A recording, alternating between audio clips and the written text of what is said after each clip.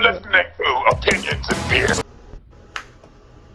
Alright everybody, we are working on our fourth beer. This is an Imperial Cream Ale. I say Imperial, don't know just yet, but this is our Cream Ale we're working on, the Necromancer.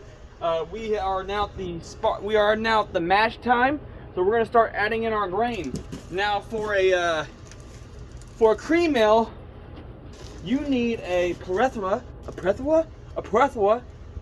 You need a certain kind of grain that you don't use in the other stuff. One of those things is this here, 6-row malt. Now, typical in a typical craft beer, you'll see that we use a lot of 2-row and stuff like that. But for a cream ale, you got to use a more adjunct malt, and that we will use 6-row. We're going to pour this here in. Open it up. Pour it in the grain. Woo! Smells grainy.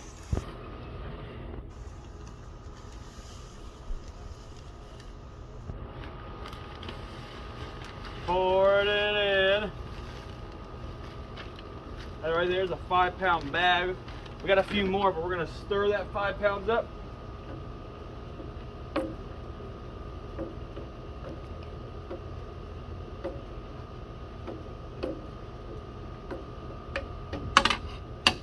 Make sure it's good and stirred.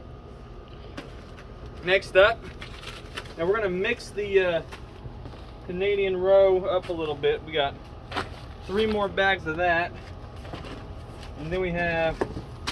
Let's put in these things, and then we'll spill in the rest of the Canadian row. But the first thing we got here, we got flaked corn. As I said earlier, you use a lot of adjuncts. Oh geez. Use a lot of adjuncts when making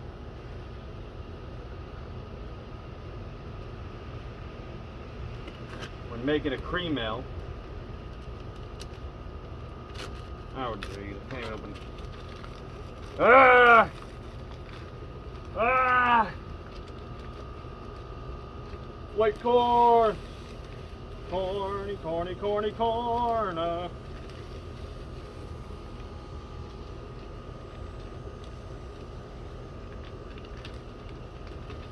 Corn. We actually have 2 bags of corn, but now we're going to add the rice. We have flaked rice. Corn and rice are used in adjuncts. It's easy, simple sugar.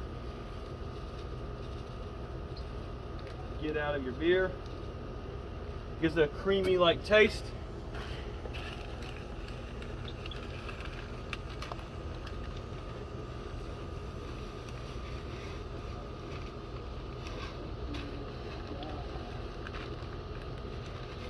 Woohoo! Look at all that corn. Son, have you ever seen someone put corn in a beer? No. Alright, now we're going to stir this bit up.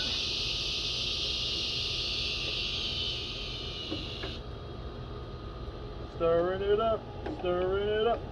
Looks like corn pops.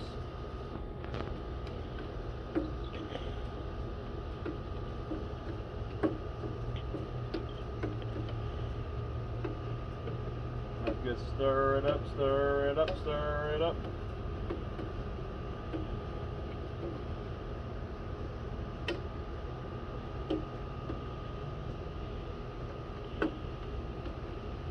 Alright, we're going to add 3 more bags of hops, and then we'll check back in later for some of the next steps. We also have a secret ingredient we're going to add right here. We're going to add about half the bag, and we're going to add the other half closer to the end of boil. So there we go. Thank you.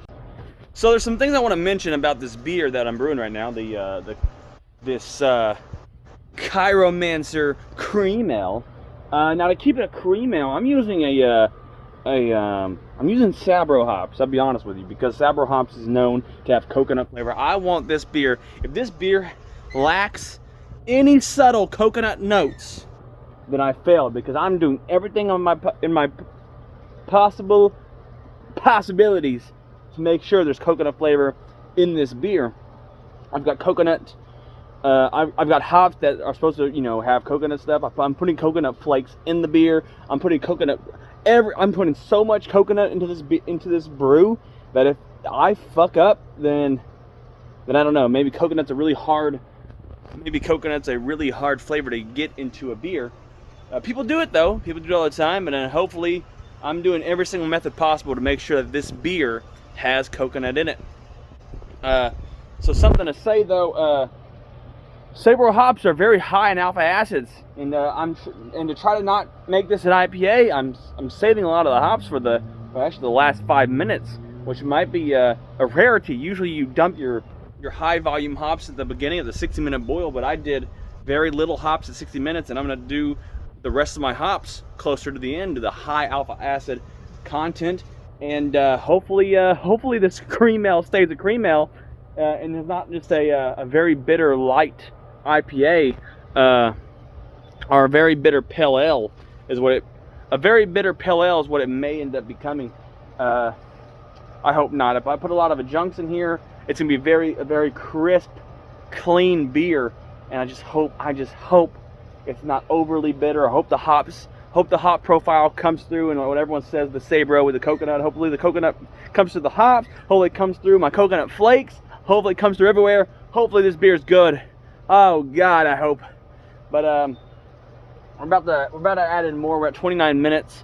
I'm gonna add the rest of the hops around closer to 10 minutes probably. Instead of a 5-minute boil, I'm gonna do the 10 minutes.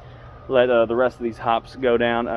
I'm basically using an ounce, and I'm splitting that ounce up between the first and I think I did a fourth ounce, and I'm doing 0.75 ounces for the end, which is crazy to say, and probably a lot of people might think that might not be enough hops. A lot of people might think that's not enough hops, but just the alpha acid's so high, I don't want to be too bitter. So that's what we're doing. If you're going for it, it looks pretty light. You know, earlier it was looking way lighter. When it hit boiling, there's some kind of there's some grit and stuff. It's definitely got a lot cloudier ever since it hit boil. But I can see that scooping it, it's going to be a very light beer, and which is, you know, what it's supposed to be, you know. And we'll see. I'm going to try to get this to be an imperial cream ale, like a very high alcohol light beer. But I say very high, maybe 7 or 8% would be imperial cream ale, I think. But so yeah, we'll check back when we're adding more stuff. So obviously I started this video way late, but right now at the cool off. I started brewing way later than usual, than what a typical brew day would entail. Really need to start really early because obviously you can see it's nighttime, and despite the process itself technically only taking 2 hours, there's times in between those 2 hours to get to that first hour, and then get to the second hour, and then the cool off, which is like another. So sometimes it just takes a long time to brew, and we're hoping that the coconut flavor came through.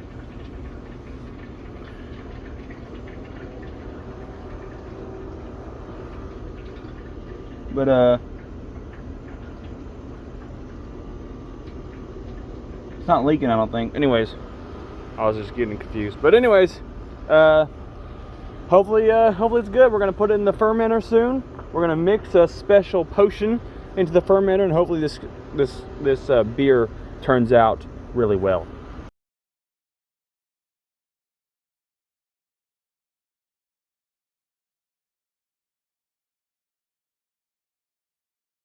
We are a million and billion.